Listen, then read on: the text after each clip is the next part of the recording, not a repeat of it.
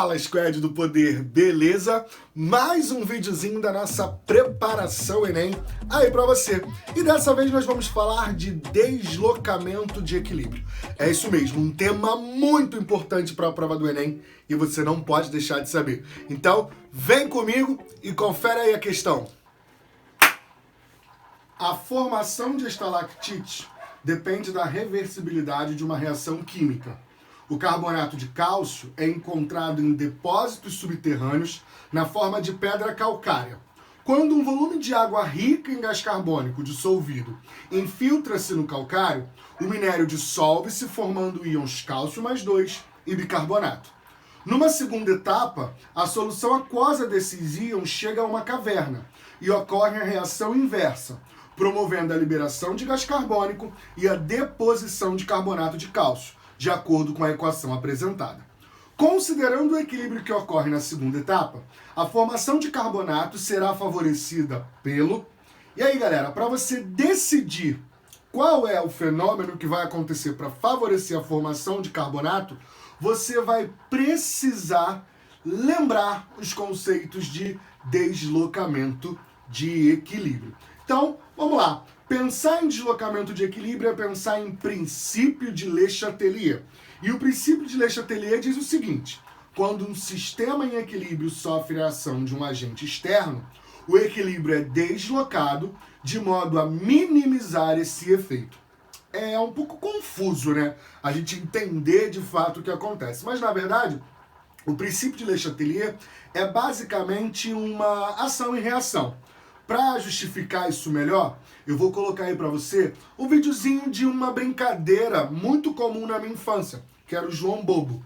Tá aí, ó, o João Bobo. Você tá vendo? Então, galera, pensar no João Bobo é pensar no princípio de Le Chatelier. Você tem o João Bobo, esse João Bobo, ele sofre a ação de uma pessoa que derruba ele e o próprio João Bobo reage. Reage para quê? Para retornar à sua posição inicial, para retornar à sua posição de equilíbrio. Então, João Bobo e princípio de Le Chatelier é a mesma coisa. Beleza? E Raul, então quais seriam esses fatores que podem provocar esse deslocamento de equilíbrio? Raul, quem seriam essas crianças que perturbam o João Bobo? Esses fatores são 3: concentração, temperatura e pressão. Para você entender melhor o que eu estou falando, joga aqui para mim, por favor, que eu vou te explicar como cada um desses fatores atua e como o equilíbrio é deslocado. Vai lá, vem pra mim. Então é o seguinte, galera. A gente vai ver aqui no quadro quais são os fatores capazes de deslocar o equilíbrio. E eu já tinha comentado com você que era concentração, temperatura e pressão. Vamos começar com a concentração. A concentração no equilíbrio, ela se permanece constante. Quando o agente externo perturba esse equilíbrio, diminuindo ou aumentando a concentração de alguma das espécies, o equilíbrio vai reagir, ele vai ser deslocado de alguma forma. Como assim, Raul? Se eu aumentar a concentração de uma espécie, o equilíbrio vai favorecer o consumo dessa espécie que está sobrando, que foi aumentada. Agora, se eu diminuir a concentração dessa espécie, o equilíbrio vai favorecer, vai se deslocar no sentido de produzir essa espécie que foi retirada. Para você entender melhor, olha esse exemplo aqui, ó. Vamos supor que eu decida aumentar a concentração de nitrogênio nessa reação. Aumentei a concentração de nitrogênio.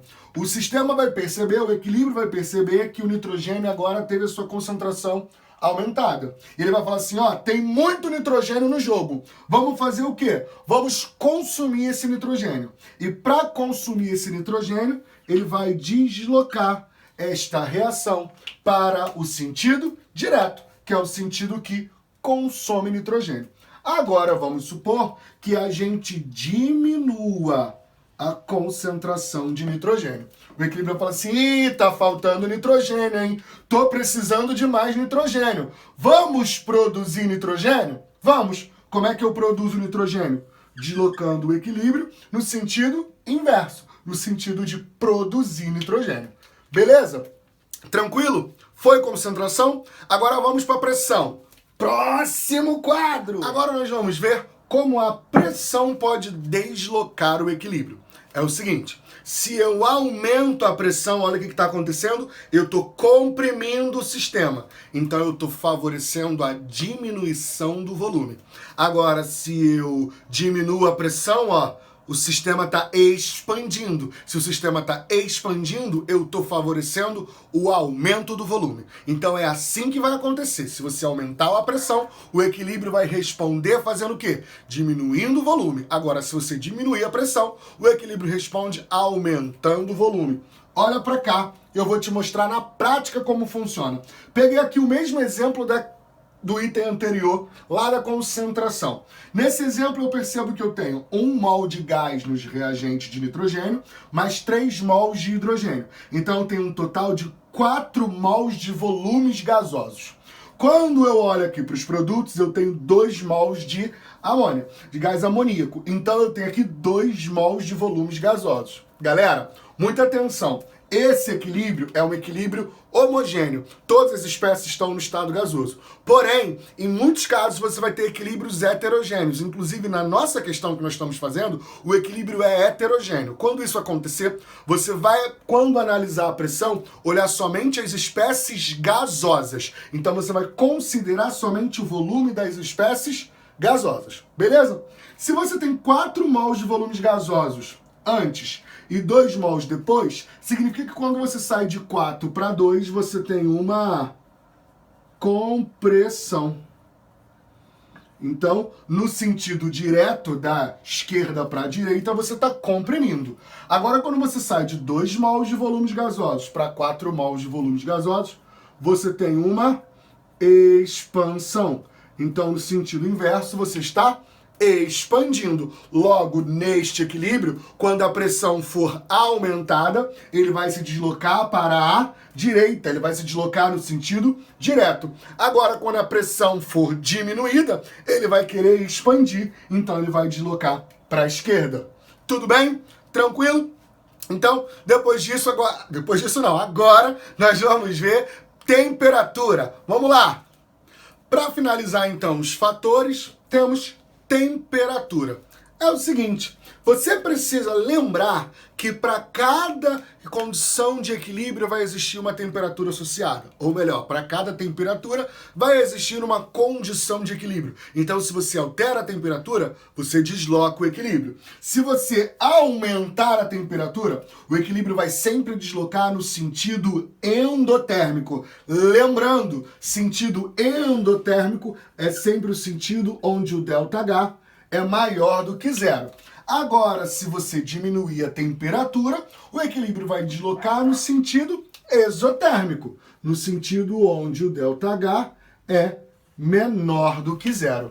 Olhando aqui para a nossa reaçãozinha, olha o ΔH dela, ó. O ΔH desta reação é um ΔH negativo. Significa que a nossa reação, ela é exotérmica.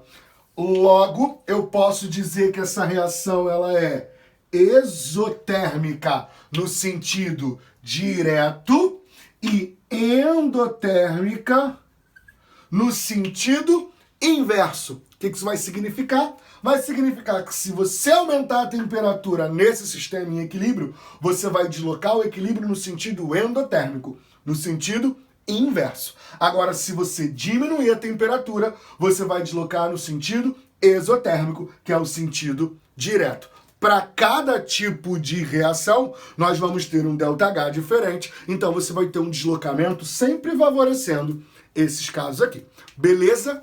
Tranquilo? Foi? Vamos voltar para a questão e vamos chegar no gabarito. Vai lá! Depois que você entendeu, a gente consegue agora analisar caso a caso e perceber qual seria a melhor resposta. Qual seria a resposta para essa questão? Galera, depois que você entendeu toda essa explicação que eu acabei de fazer com você aí no quadro, a gente consegue voltar para a questão e entender qual é a resposta. Entender como eu vou aumentar, favorecer a formação de carbonato. Lembrando que o carbonato é o carbonato de cálcio, essa espécie CaCO3 que se encontra nos produtos. Então, o meu objetivo é deslocar esse equilíbrio no sentido dos produtos. Primeira coisa que ele fala, diminuição da concentração de íons OH- no meio. Primeira coisa, galera, quando você olha para esse equilíbrio, você não consegue encontrar a hidroxila, ou seja, a hidroxila não é um íon comum a esse equilíbrio. Consequentemente, você não vai ter a afetação desse equilíbrio por conta do OH-.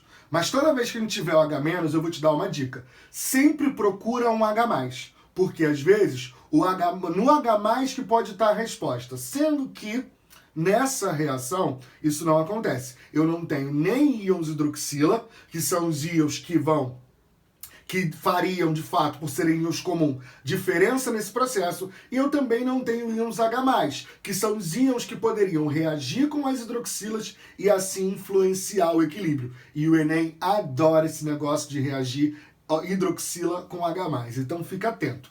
Diante disso, eu não posso marcar a letra A, porque a letra A não me ajuda em nada. Vamos ver então a letra B.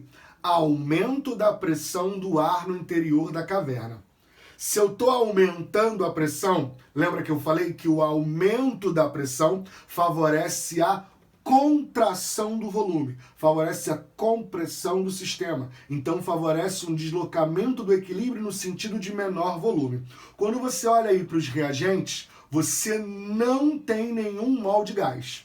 Agora, quando você olha para os produtos, você percebe 1 mol de gás lá no gás carbônico. Então, você tem 0 volumes gasosos no reagente, 1 volume gasoso nos produtos. Isso significa que, se eu estou aumentando a pressão, eu estou favorecendo qual sentido? O sentido da contração, o sentido da diminuição do volume. Eu estou favorecendo o sentido inverso. Beleza?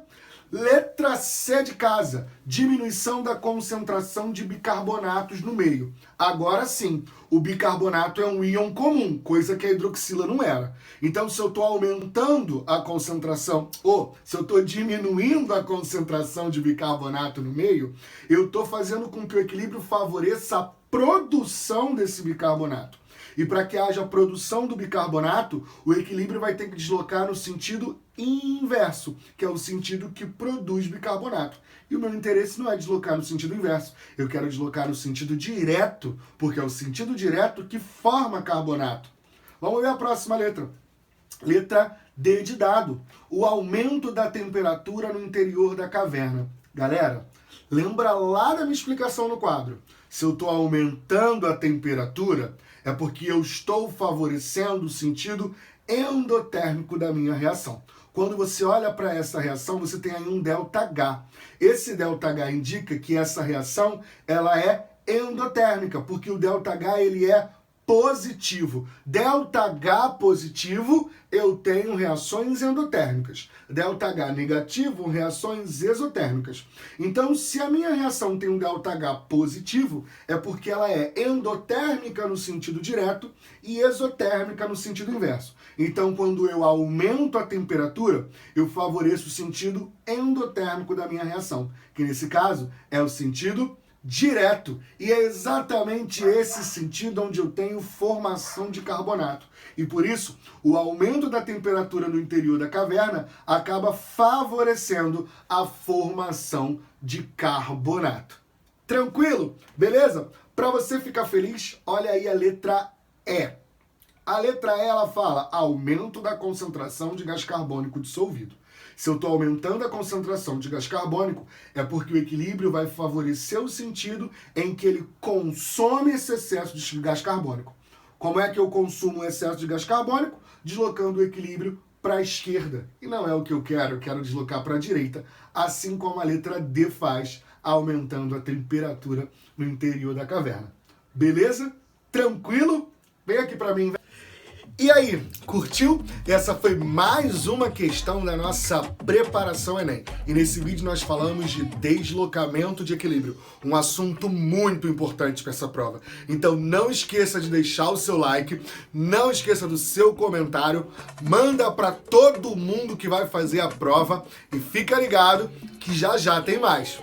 Beijo, até a próxima, tchau, tchau!